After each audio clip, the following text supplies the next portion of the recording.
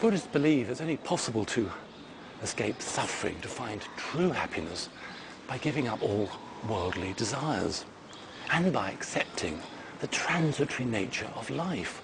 All things change, come to an end. Don't try and hang on to things.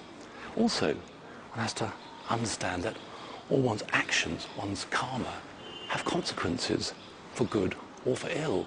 If you do good things, then you get merit and, I suppose, hurtle towards your own enlightenment. But more to the point, do good things and the world benefits. You put positive energy out into the world.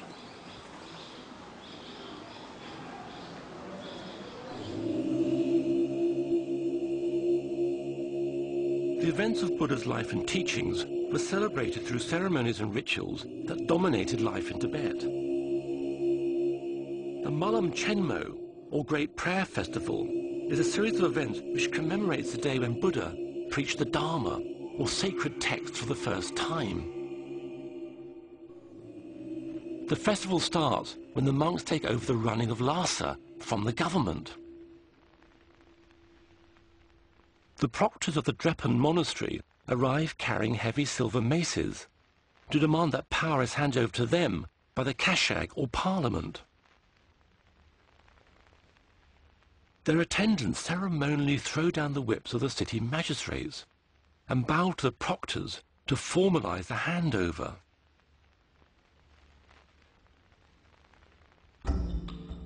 The proctors are accompanied by the Dobdobs, or monastic police, huge monks who carry long sticks and whips.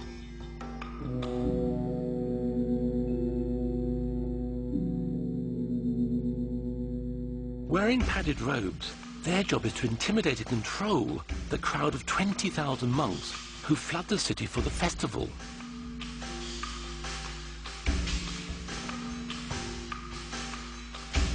For the next month, the proctors are able to impose fines on the general public for having a dirty house, for using bells on a horse or mule, for women not wearing a headdress, for the wearing of foreign shoes, or any other disorderly behavior. Gifts of money and food were handed out. While the event was mostly funded by the government, there were contributions from the British and Chinese trade missions based in Lhasa. At this time, the Chinese were happy to support religious events. The Tibetan government was dominated by a group of aristocratic families. There were about 200 families who made up the civil service, and each of them had to provide a son to serve as an official. Within the aristocracy, there were 30 higher status families who had the most senior positions. Namgyal is from one of these families, the Sarongs. Oh, that's our house, the house I was born in, the Sarong house, and that's my aunt, Kukula, and that's my mother. They're really modeling away. It seems quite strange that they are modeling, because we never even heard of this in Tibet, nor did anybody do that, you know. It seems quite strange. I'm sure Auntie Kukula must have arranged this. And I don't know who took the picture, but it's very beautiful, very beautiful. I think they had a British governess, and so she must have taught my mother how to walk, because I can't imagine my mother, you know, sort of showing her clothes. Yeah, they're wearing the Lhasa ceremonial costumes. Kukula is considered very beautiful, and she's really beautiful in here, I must say. And you notice here, this is also in our garden. We had one of the best gardens also in Lhasa, because my grandfather himself, he worked in the garden, and also he made all the family members come and work. And each child had a tree. We had to water the tree, fertilize it, and we were only allowed to take the fruits of that tree and no fruits from the other tree. So we had strawberries, we had gooseberries, we had pears, everything. In this picture you see my aunts together with my grandfather. They had the same father, Sarong, but their mother, they had three different mothers. They were three sisters from the Sarong, original Sarong family. This sort of family structure was not unusual in Tibet. Men could marry a number of women, and even women could marry a number of men. The reason is to keep the family wealth together. Married out, the brothers had several wives. There bound to be troubles, and then they might say, okay, we want to separate the land. So they usually had brothers marry one daughter, or the daughters marrying several brothers, so on. It was very common. Divorce did exist, and usually what happened was during marriage, there is a contract made. And then usually most of the divorces, the wife would be well looked after when she leaves the home. And if there's a son, the son stays with the father and the daughter stays with the mother. So there's no custody of children fighting about it. Automatically the daughter goes to the mother, the son goes to the father. They could also remarry. We had no problems about divorcees or widows remarrying. In fact, if they were younger, they were encouraged to marry. Tibet's feudal structure meant that most of the population lived in poverty. Ordinary families were reliant on the landowners for a living.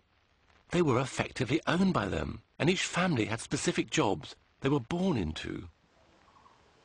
Funtsog Sering's family were tailors for one of the aristocratic families in Lhasa. I come from a tailoring family. My father and mother were both tailors, and they trained me. Now these are the costumes for the aristocratic ladies.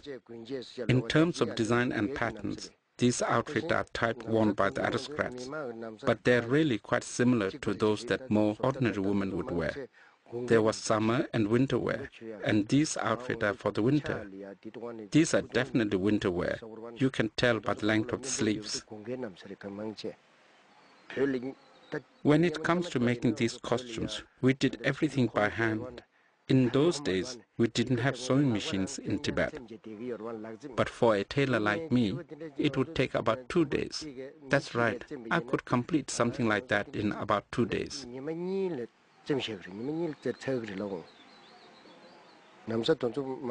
These are the costumes of the Kashak, and they are relatively easy to sew. All of the aristocrat costumes were made of brocade, but the type of brocade, in terms of color, shine, pattern, and quality, would again depend on their rank. If we were making something for government civil servant, the design and pattern would depend completely on their rank and status. Shuo Lobsang Darji was a junior rank civil servant in the early 1950s. The higher ranked officials had a huge number of costumes they had to wear, while the lower ranks had far fewer.